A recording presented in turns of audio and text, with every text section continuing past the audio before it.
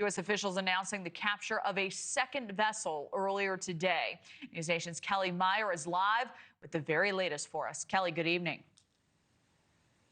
Yeah, hey there, Kelly. We are traveling with the president here in Florida as he begins his Christmas holiday here at Mar-a-Lago behind me. But we do know this is something that he's been tracking. We just heard from his Secretary of War, Pete Hegseth, posting this on X, saying that President Trump has been clear the blockade of sanctioned oil tankers departing from or bound for Venezuela will remain in full force until Maduro's criminal enterprise returns every stolen American asset. This came with the confirmation from DHS Secretary Kristi Noem earlier today, saying that this was a pre-dawn action with the U.S. Coast Guard along with the Pentagon seizing an oil tanker last docked in Venezuela. You see the video she shared there. Noem says that the United States will continue to pursue the illicit movement of sanctioned oil that is used to fund narco-terrorism in the region.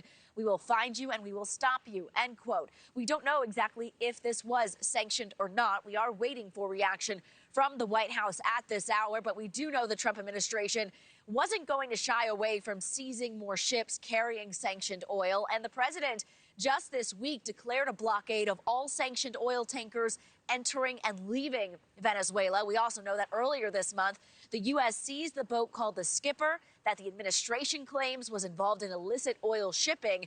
Venezuela calls it an act of international piracy. The U.S. continues to beef up forces in the Caribbean with a heavy-duty C-17 Globemaster III transport aircraft. You see it there, seen parked in Ponce, Puerto Rico. President Trump has ordered thousands of troops to the region along with an aircraft carrier, warships, and fighter jets. It comes as those strikes on those alleged drug cartel boats in the Caribbean goes on. We saw one on Thursday, another strike on 2 boats, 5 men killed. No U.S. forces were harmed. And this all a part of the increased pressure campaign on Venezuelan leader Nicolas Maduro. Sanctions being placed on members of his family and business partners. Maduro denies being linked to crime and says the U.S. is looking to remove him from power to take over oil reserves. President Trump still hasn't ruled out land strikes on Venezuelan soil, but he didn't bring up Venezuela at all in that major address to the nation on Wednesday night, Kelly. Yeah, and a lot to follow here because at the same time you have the U.S. striking several ISIS targets in Syria.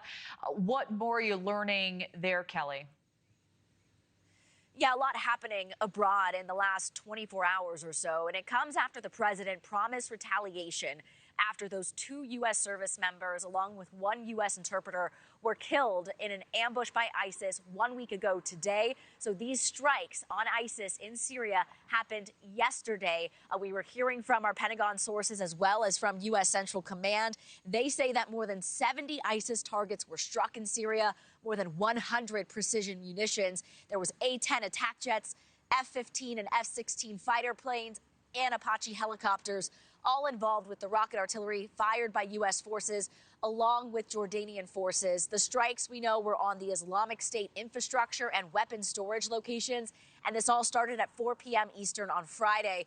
The strikes, as we mentioned, it comes just shy 1 day from that 2 U.S. service members and 1 U.S. interpreter were killed by an ISIS ambush just last Saturday. President Trump participated in that dignified transfer this week, honoring all 3.